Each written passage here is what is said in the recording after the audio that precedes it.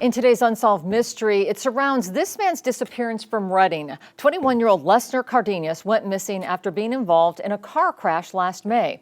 Police say after the crash, Cardenas went to his apartment on Trudy Trail in Reading, then took a cab to the bank and then to Avalanche Gulch in the Mount Shasta area, telling the driver he wanted to go on a hike. Since then, Siskiyou County Search and Rescue has conducted a search for Cardenas, but he has not been found. Lesner was a wrestler at Simpson University and studied firefighting at Shasta College.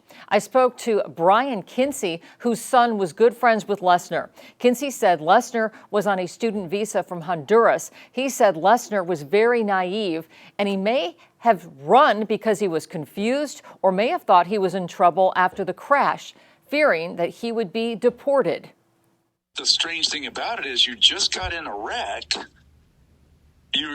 Literally hours earlier, you get a cab to a bank, you grab your backpack from the apartment and change and get your fire boots on and your jeans and grab your backpack, get a cab, get dropped off the base of Mount Shasta, and you tell the cab driver that you got to beat the guy to the top. And in our minds, it's one of two things.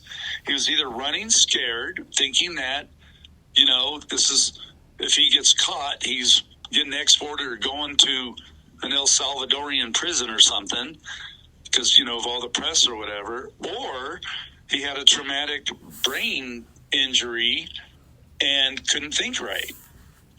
And that's where it ends. Brian said he fears Lesner died up on the mountain. And sadly, since Lesner disappeared, his mother was diagnosed with stage 4 cancer and died 2 months ago, not knowing what happened to her son. Cardenas is described as 5'7", 145 pounds with brown hair and brown eyes. If you have any information on what happened to him, call the Reading Police Department at 530-225-4200.